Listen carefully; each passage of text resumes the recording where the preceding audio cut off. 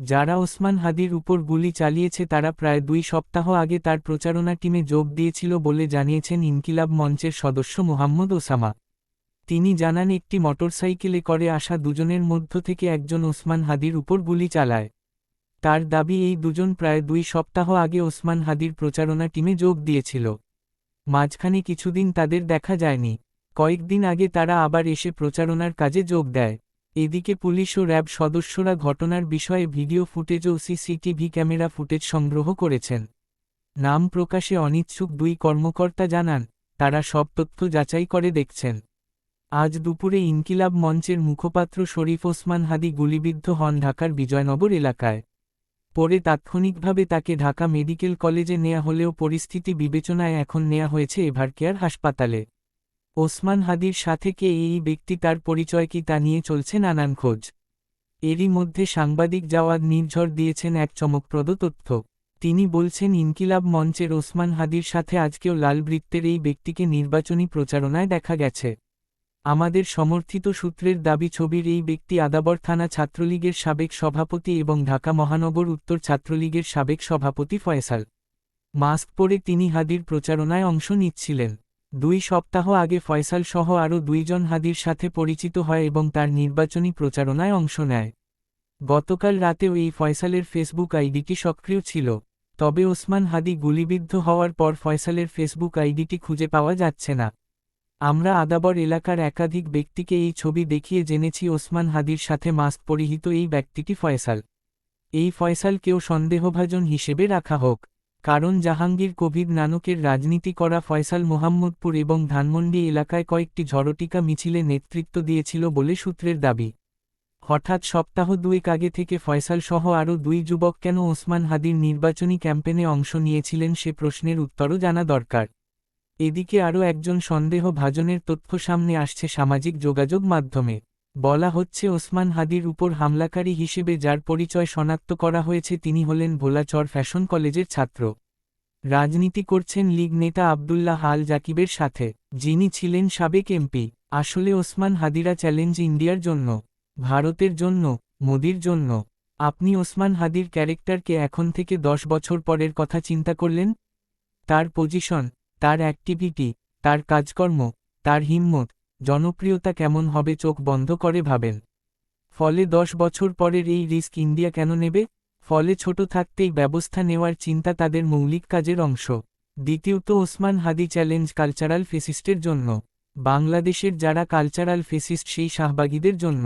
আপনারা হয়তো জানেন কালচারাল ফেসিস্টরা আওয়ামী লীগের চাইতেও ভয়ঙ্কর। এই কালচারাল ফেসিস্টরা তাদের কালচারের প্রতি হুমকি স্বরূপ এমন কাউকে বরদাস্ত করতে পারার কারণ নেই। কারণ কাউকে অদাযোগ্য করে তুলতে সম্মুখ যোদ্ধা হিসেবে কালচারাল ফেসিস্টরা বহু বছর ধরে কাজ চালিয়ে আসছে। ফলে রাজনৈতিক দল নির্দ্বিধায় এমন ব্যক্তি বা দলের উপর মেজাগা চালাতে পারে। এরা নতুন করে সক্রিয় হওয়া শুরু করেছে মিডিয়ার মধ্য দিয়ে। এমনকি কিছু মিডিয়া তো সরাসরি তাদের শেল্টার দিচ্ছে। এই কালচারাল ফেসিস্ট হল শাহবাগীরা।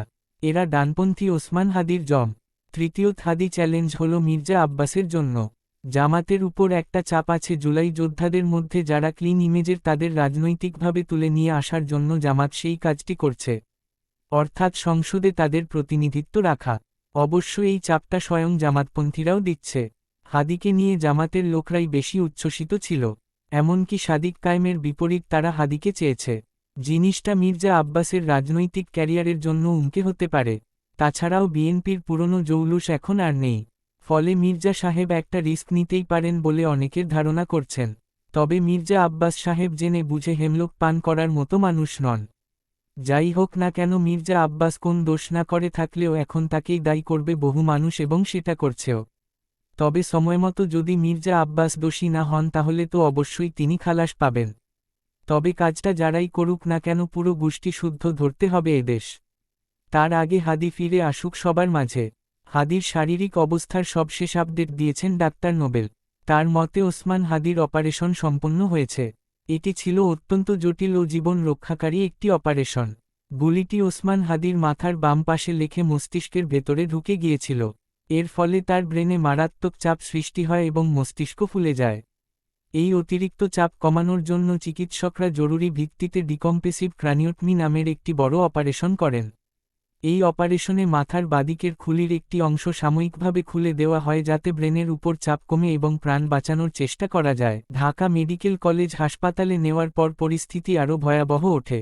সেখানে এক পর্যায়ে তার হার্ট বন্ধ হয়ে যায় বা কার্ডিয়াক অ্যারেস্ট হয়। সাধারণত এই অবস্থায় রোগীর ফিরে আসা অত্যন্ত কঠিন, কিন্তু আল্লাহর অশেষ রহমতে চিকিৎসকদের তাৎক্ষণিক প্রচেষ্টায় তাকে আবার জীবিত করা সম্ভব হয়। হাসপাতালে আনার সময় তার শারীরিক অবস্থা ছিল আরও সংকটজনক।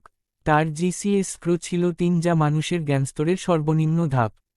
চোখের মণি আংশিকভাবে ডায়ালেটেড ছিল, যা ব্রেনের গুরুতর ক্ষতি ইঙ্গিত করে।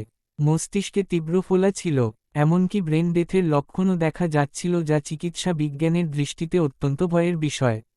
বর্তমানে ওসমান হাদি লাইফ সাপোর্টে আছেন। তার শ্বাস প্রশ্বাস ও শরীরের গুরুত্বপূর্ণ কার্যক্রম যন্ত্রের মাধ্যমে কৃত্রিমভাবে চালু রাখা হচ্ছে। উন্নত ও বিশেষায়িত চিকিৎসার জন্য তাকে এভারকেয়ার হাসপাতালে নেওয়া হয়েছে। এগুলোই তার চিকিৎসা সংক্রান্ত সব নির্ভরযোগ্য তথ্য। মেডিকেল সায়েন্সের জ্ঞানের ভিত্তিতে বলা যায় এই মুহূর্তে তার বেঁচে থাকার সম্ভাবনা অত্যন্ত ক্ষীণ। কিন্তু আমরা মুসলমান, আমরা হতাশ হই না। আমরা বিশ্বাস করি যিনি একজন মানুষকে কার্ডিয়াক অ্যারেস্ট থেকে ফিরিয়ে আনতে পারেন, তিনি চাইলে আজও উসমান হাদিকে আমাদের মাঝে ফিরিয়ে দিতে পারেন। আজ শুক্রবার দোয়া কবুলের বিশেষ দিন।